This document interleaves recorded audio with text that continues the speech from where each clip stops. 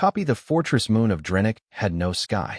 It was a hollow rock, carved from the inside out, lit by red lamps that hung from cables thicker than a man's body.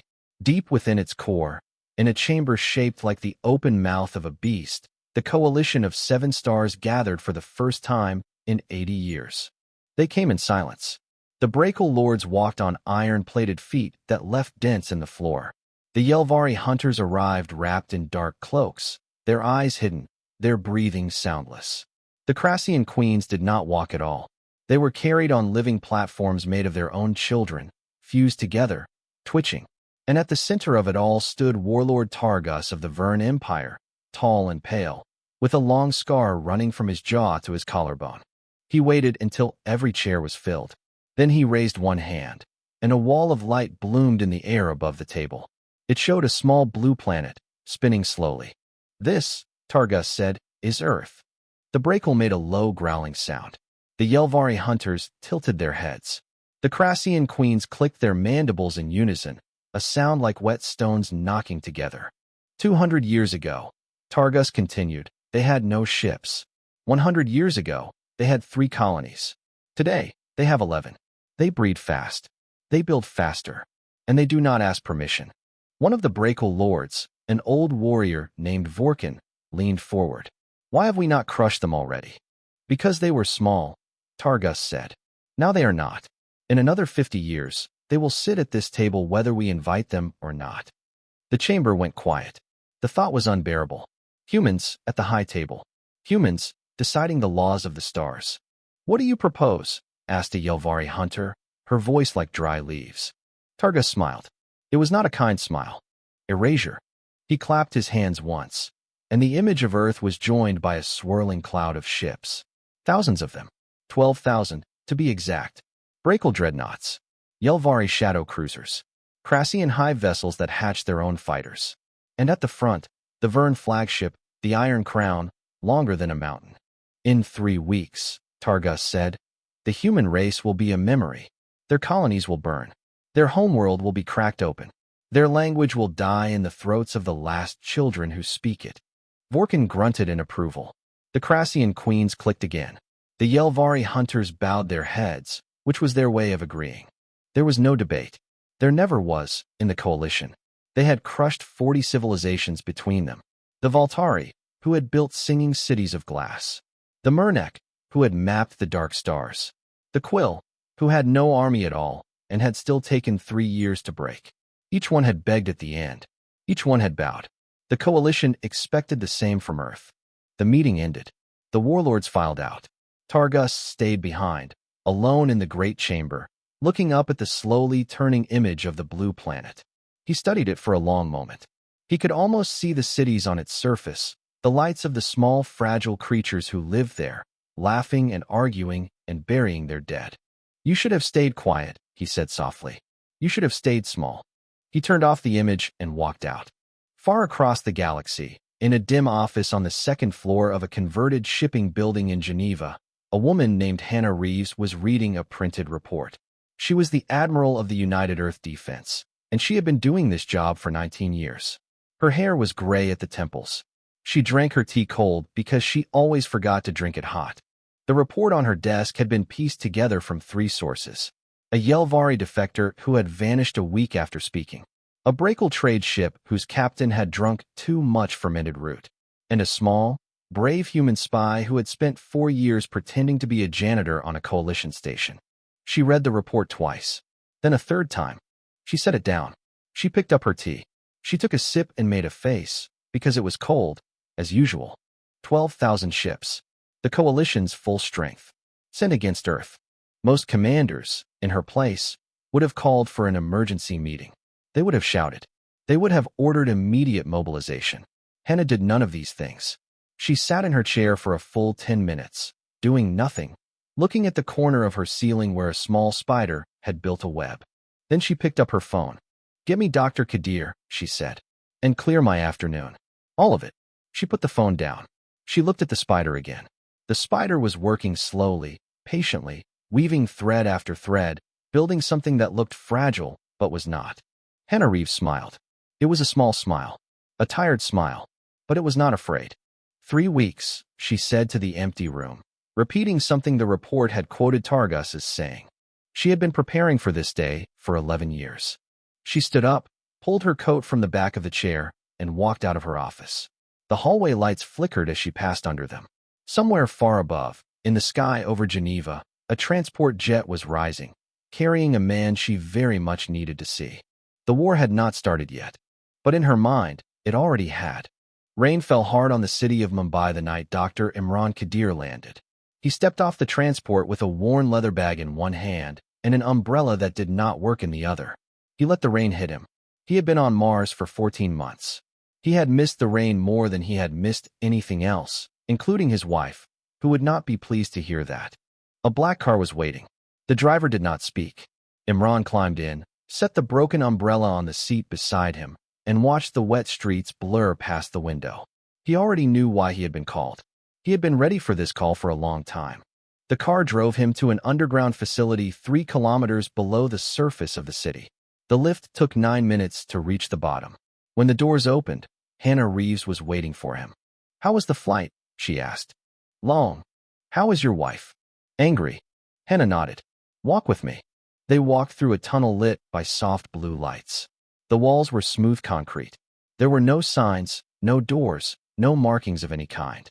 After a long minute, the tunnel opened into a vast chamber, and Imran stopped walking. In front of him, stretching into the dim distance, were rows and rows of ships. Small ones. Fast ones. Not warships, exactly. They had no armor. They had no big guns. They looked, at first glance, like spiders made of black metal, with long, thin legs that folded under their bellies. There were thousands of them. Hannah let him look. She let him count, as much as he could, before she spoke. "They are called Hornets," she said. "Officially. The pilots call them other things. Some of those names are not polite." "How many?" Imran asked. 11,000. Production is finishing this week." He turned to her. 11,000. "Yes." "In 11 years." "Yes." He let out a slow breath. "And the pilots?" Hannah smiled, but it was a hard smile. "We have more pilots than ships. We always did. That was never the problem." Imran walked slowly toward the nearest Hornet. It was smaller than he had expected. He could have wrapped his arms around its main body. The cockpit was a single seat. The whole thing looked light enough to be carried by 2 men. "Will they survive a fight?" he asked. "No," Hannah said. "Most of them will not. But they do not need to win fights. They need to make fights expensive. Every coalition ship that meets one of these will have to spend power, time, attention. A dreadnought has many guns. But a dreadnought cannot fire at 1,000 mosquitoes at once." Imran nodded slowly. "And the rest?" "The rest of what?" "The rest of the plan. You did not call me here to look at small ships, Admiral. I helped build the engines. I know what these can do. You called me here because there is something else." Hannah was quiet for a long moment. Then she said, "Come with me." She led him deeper into the facility. They passed checkpoint after checkpoint. Soldiers saluted her. Scientists nodded. No one spoke loudly. Everyone moved with quiet, deliberate purpose. Imran began to feel something strange. It was not fear. It was the feeling of being inside a machine that had been waiting a long time to turn on. At the lowest level, behind doors that took 3 keys and 1 eye scan to open, Hannah showed him a single room. In the room was a small black sphere, no bigger than a melon, floating in the air above a metal plate. "This is the still point," she said. Imran stared. "I thought it was a rumor." "It is real. We have 8 of them. The coalition does not know they exist." "What does it do?" "It does what its name says. When activated near a hyperdrive engine, it stops it. Not damages it. Stops it. The ship cannot run. It cannot retreat. It cannot escape." Imran felt cold. "You are going to trap their fleet." "Not all of it. Just the parts we choose." He looked at her for a long time. "Admiral, this is not a war plan. This is a hunt." Hannah did not answer that. She turned off the light over the sphere and walked him out of the room. Above ground, in 1,000 cities across the world, the broadcast went out at the same hour.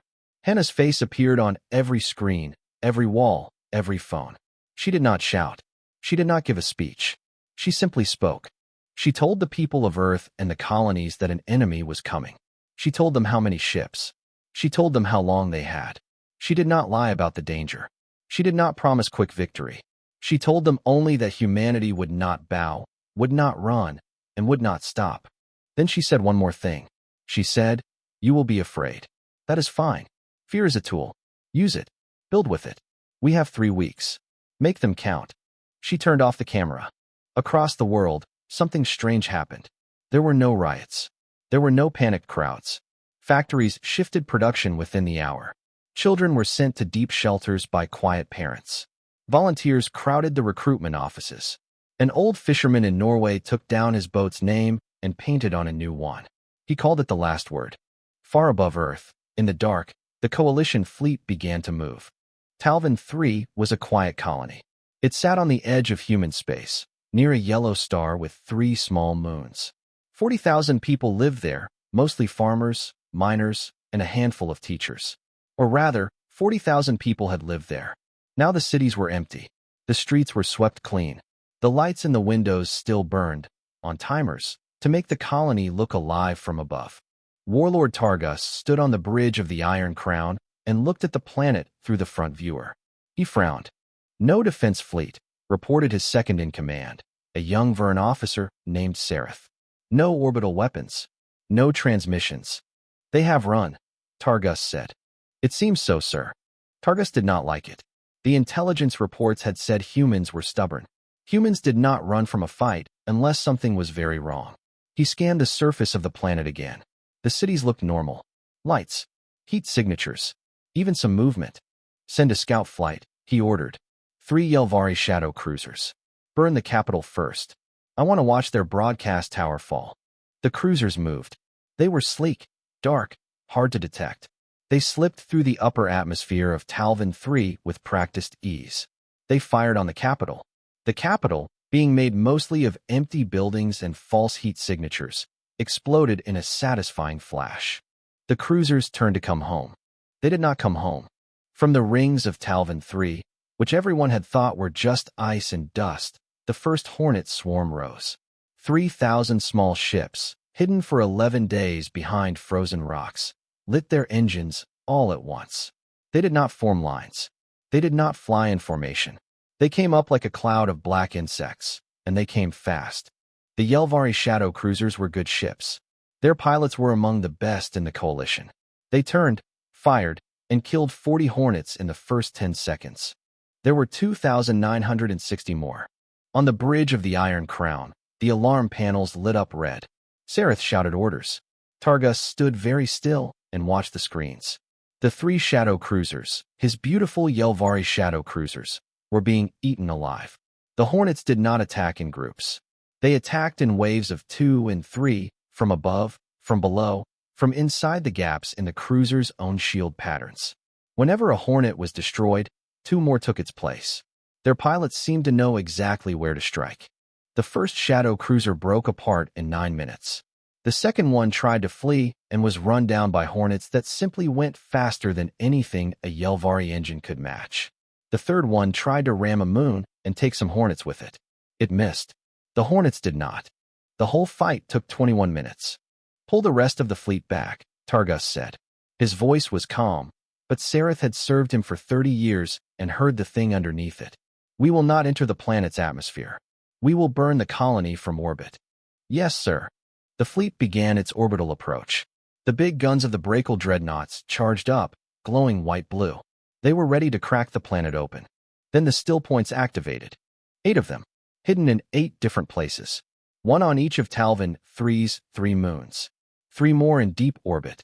2 more inside derelict cargo ships that had been drifting in the system for weeks, pretending to be space junk. When they came on together. Across the coalition fleet, hyperdrive engines died. Not damaged. Not broken. Just dead. The screens went dark. The ships could still move on regular thrusters. But they could no longer jump away. They could no longer run. And then the rest of the human fleet arrived. It was not a big fleet. Only 400 warships. It was nothing compared to 12,000. But the 400 came in from 6 different angles at once, and they were not alone. The Hornet swarm came with them. And behind the Hornets came something else, something the Coalition had never seen before. Drone ships, fast and small, piloted by no one at all. They had been built in the last year. They carried no people. They could be made cheaply. They could be lost cheaply. There were 40,000 of them. The coalition fleet outnumbered the human ships in size and firepower. But the humans had something the coalition did not. The humans had nothing to lose by trying. The coalition had 10,000 traditions about how a battle should be fought. The humans had no traditions at all. The Battle of Talvin 3 lasted 4 days. When it ended, the coalition had lost 210 ships. 2 of them were Brakel Royal Dreadnoughts. One was a Crassian hive vessel with a queen inside it. The queen did not survive. Targa sat in his command chair and stared at the casualty reports. 210 ships. In 4 days. To a force 1/3 their size. He had not lost 200 ships in any campaign he had ever fought. Not in 40 years of war. Not in the breaking of the Voltari. Not in the silencing of the Quill. They knew we were coming, Sareth said. His voice was quiet. They knew where we would enter the system. They knew when. They have been planning this, Targus said. For how long? Targus did not answer. He stood up. He walked to the front viewer. Talvin 3 was still there, blue and yellow under its little ring of broken coalition wreckage. The colony was empty. It had always been empty. It had been a trap from the beginning. Push forward, he said. Sir. Push deeper. They cannot have prepared every system this way. He was wrong. 3 months into the war, a Crassian hive vessel called the Mother of Dust hung in orbit over a ruined human colony called Beacon Hollow. The colony had been taken 8 days ago. It had cost the Crassians more than they wanted to admit. Now they had a prisoner, and the Queen of the Mother of Dust intended to find out how. Sana Khalil was 26 years old. She had been an engineer on the Beacon Hollow water plant. She had small hands, dark eyes, and a long scar on her left arm from an accident when she was 12. She had been captured trying to set fire to the colony's main power station. She had failed, but only because 3 Yelvari hunters had found her before she finished pouring the fuel. She sat now in a small white room. Her wrists were bound to a metal chair. The chair was bolted to the floor. The walls of the room were not really walls. They were the inside of the Crassian queen's body. The Crassians did not build ships. They grew them. The room pulsed gently, in time with something that might have been a heartbeat. The queen entered through a wall that opened like a mouth. She was tall, taller than 2 grown men stacked on top of each other. Her body was a forest of black plates and bright purple seams.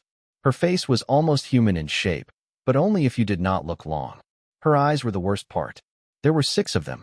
You will tell me, the queen said, in a voice that came from her throat and also from the walls, how your people knew where to place the trap fields. Sana looked up. She had been crying earlier, in the dark, before they came to get her. She was not crying now. Her face was very still. No, she said. The queen tilted her head. The walls pulsed faster. You will tell me, the queen said, or I will eat the memory from your mind. The process is not pleasant. You will not survive it. But you will tell me. Sana looked at her for a long time. Then Sana laughed. It was a small laugh, tired, almost gentle. It was not the laugh of someone who had given up. It was the laugh of someone who had remembered something funny in the middle of a hard day. The queen did not move. The walls pulsed slower. You find this amusing, the queen said. No, Sana said. I find you funny. You and your fleet and your queens and your warlords. You think you understand us. You do not. Then explain. Sana leaned forward as far as her bindings allowed. My people, she said, have been burying our dead for 50,000 years. Do you know what that means? 50,000 years of graves. 50,000 years of mothers placing flowers. 50,000 years of children promising they would not forget. Every grave is a promise. We do not forget anything. We do not forgive easily. And we do not stop. She held the queen's gaze. You came to our home. You burned 3 of our colonies. You killed my brother on Beacon Hollow last week. He was 19. He fixed bicycles. He did nothing to you. Now you are surprised that we are still fighting. You are surprised that we have not begged. You will be surprised again and again and again until you understand. And by then it will be too late. The queen was quiet. Then she said, kill her. Sana did not flinch. She closed her eyes. She thought of her mother. She thought of the smell of rain on the rooftop of her childhood home in Karachi. She thought of her brother fixing a bicycle, his hands black with grease, smiling up at her. The end was quick. But the queen had made a mistake. The interrogation had been recorded. The recording, by coalition tradition, was sent to every senior officer in the fleet as proof of progress. The recording was watched by Yelvari hunters, by Brakel commanders, by Vern captains. They watched it once. They watched it twice. They watched a young human woman, bound to a chair, laugh at one of the most feared beings in the galaxy and tell her, calmly, that the war would not end. Something began to crack inside the Coalition fleet. A young Yelvari hunter named Velis refused her next mission. She gave no reason. She was demoted, then quietly transferred. A Brakel officer wrote a letter to his clan mother asking whether the war was just. The letter never arrived. It was destroyed by his own captain. But the captain read it first and could not stop thinking about it. Far away, in deep Coalition space, the war that the Coalition had started came home. Hannah Reeves had not been idle. While the Coalition pushed forward, her own faster ships had slipped behind the front lines. They did not attack cities. They did not bomb civilians. They struck supply depots, fuel stations, repair yards. 8 Coalition shipyards were destroyed in a single week. A Brakel fuel moon was cracked open and drained into open space. A Yelvari training base was disabled, its trainees left alive but stranded. The Coalition began to feel something it had not felt in 300 years. It began to feel poor. Ships could not be repaired. Fuel ran short. Replacements did not arrive on time. And in every barracks, in every mess hall, in every quiet hour before sleep, the soldiers of the Coalition watched the recording of a small human woman laughing. She had told them they did not understand. They were starting, slowly, to suspect she had been right. Snow was falling on the council world of Drennick when Warlord Targus arrived for the second meeting. He had not wanted this meeting. He had been called to it. There was a difference in Coalition law, and every warlord at the long stone table knew the difference. The fortress moon had not changed. The red lamps still hung from their cables. The chamber still smelled of old iron. But the warlords looked different now. The Brakel Lord Vorkin had lost weight. His armor hung loose on his shoulders. The Yelvari chief hunter, once proud, kept her hood pulled low. The new Crassian queen, replacing the one who had died at Talvin III, was younger and more nervous, her mandibles clicking out of rhythm. Targus walked to his place at the center of the table. He did not sit. None of them sat. Vorkin spoke first. 3 of my royal heirs are dead, Targus. 3. The eldest was to take the throne next spring. Now there is no one. My clan is screaming for blood. They are screaming for your blood. The Yelvari home forests have been entered, said the chief hunter quietly. Our most sacred groves were walked through, in the night, by human soldiers. They did not kill anyone. They left a small black box in the heart of the singing grove. When we opened it, we found one thing inside. A photograph of the Talvin III colony before we burned it. Nothing else. Just the photograph. The Crassian queen clicked. Our hives are sick. The humans release something. It does not kill us. It is worse than that. It cuts the song between our minds. The young queens cannot hear the old queens. The workers cannot find their mothers. 3 hives have collapsed into civil war. 3 more are silent because no one is left to give orders. The chamber was quiet. I gave you a war you could not lose, Targus said. His voice was steady. And you have lost it. You gave us a war, Vorkin said. And you lied about the enemy. I did not lie. I gave the best intelligence we had. Your intelligence was wrong. Targus did not answer. There was no answer. A door opened at the far end of the chamber. Every head turned. A young Coalition guard stepped inside. He looked frightened. Behind him walked 2 men, both unarmed, both wearing simple gray uniforms. The first was old, perhaps 60, with white hair cropped close to his skull. The second was younger, perhaps 35, tall, with dark skin and very calm eyes. The younger one carried a small white envelope. The guard cleared his throat. Lords, he said, a human envoy, under flag of truce. They say they have a message from the human admiral. For a moment, no one spoke. A human envoy on Drennick. A human envoy walking, alive and free, through the fortress moon of the Coalition. It was the Crassian queen who broke the silence. Let them speak. The younger man stepped forward. He bowed, not deeply, but politely. My name is Captain Daniel O'Yelleran, he said. His voice was warm and steady, like a man reading from a book. I bring greetings from Admiral Hannah Reeves of the United Earth Defense. I have a single message. I will read it.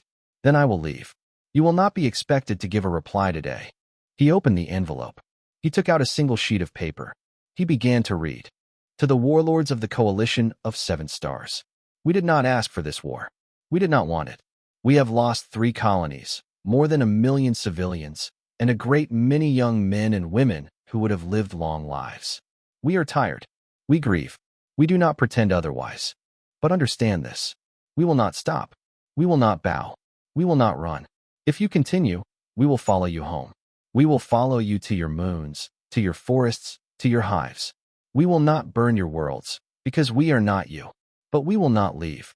We will sit at your borders, and we will wait, and we will outlive you. Not in days, not in years, in generations. If your great-grandchildren wish to make peace with our great-grandchildren, we will speak with them. But we will speak with them as the side that did not stop. Leave human space. Leave it whole. Leave it now, and we will let you go. This is not a threat. This is information. You decide what to do with it. Captain O'Yelleran folded the paper. He placed it on the table. He bowed once more. Then he and the older man turned, walked out, and were gone. The chamber stayed silent for a very long time. Vorkin was the first to speak. They are bluffing, he said. But he said it the way a man says a prayer when he no longer believes in his god. The Yelvari hunter did not look up. They walked into Drennick. They walked into our home. They handed us this letter, and they walked out. No one stopped them. No one could. They have been here before. They will be here again. The Crassian queen clicked, slow and uneven. 3 generations. They will wait 3 generations. We do not have 3 generations. Our hives are breaking now. Every eye turned to Targus. He stood at the head of the table, very still, the paper in front of him. His mouth was open slightly. His scar, the one that ran from jaw to collarbone, looked suddenly very old. For the first time in his life, in a chamber lit by red lamps, in front of the warlords of 7 stars, Warlord Targus of the Vern Empire felt something he did not recognize. It took him a long moment to name it. It was fear. The Yelvari withdrew first. It happened 9 days after the council meeting on Drennick. The chief hunter sent a single message to all Yelvari ships in human space.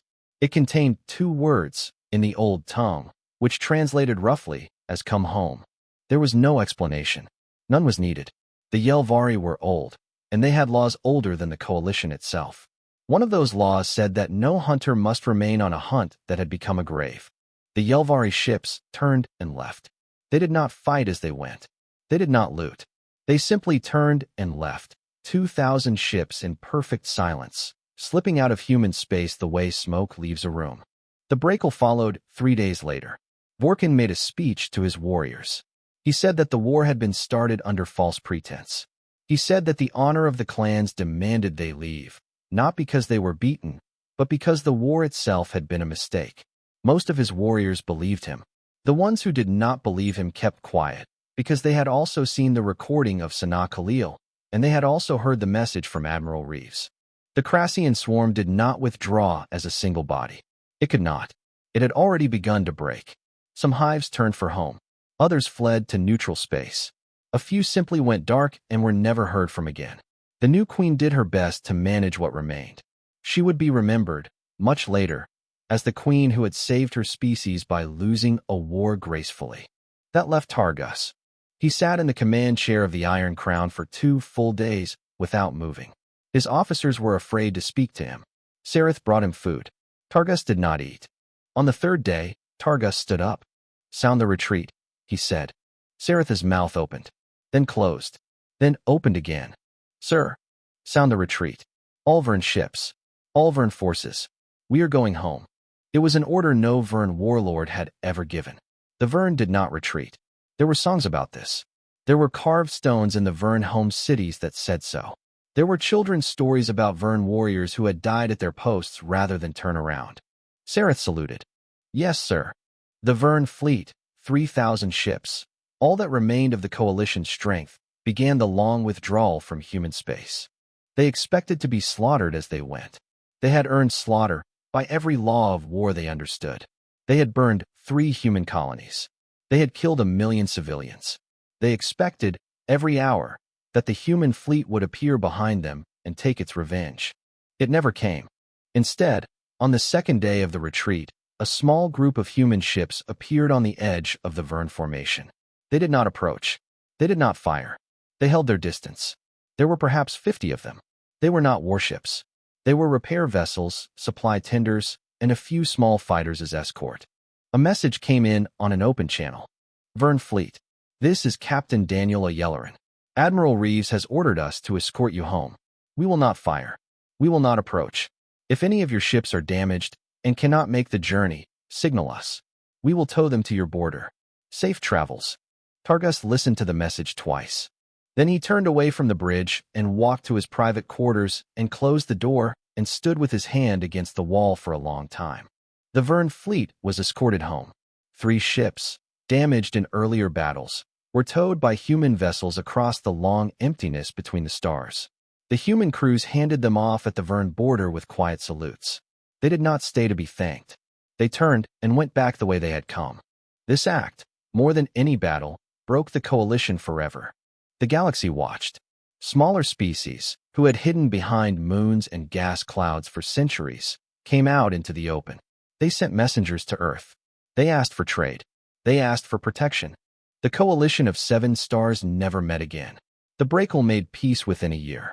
The Yelvari sent a delegation to Earth, bringing a tree from their singing grove as a gift. The tree was planted in a park in Geneva, where it still grows. The Crassian young queen wrote a long letter to Admiral Reeves, asking forgiveness for the killing of Sana Khalil. Hannah Reeves wrote back. The letter is in a museum now. Targus did not see any of this. He resigned from his command on the day the Vern fleet crossed the home border. He moved to a small house on a quiet moon. He grew old there.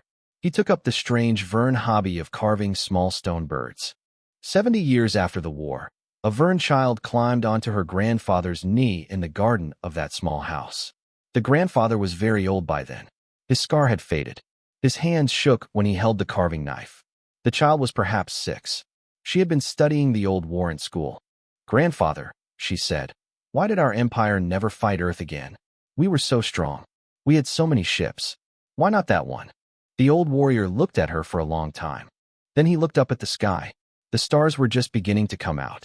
He could see, faintly, the blue light of the human worlds, far off in the dark. He smiled. No one survives a war against humans, he said. Not even those who win.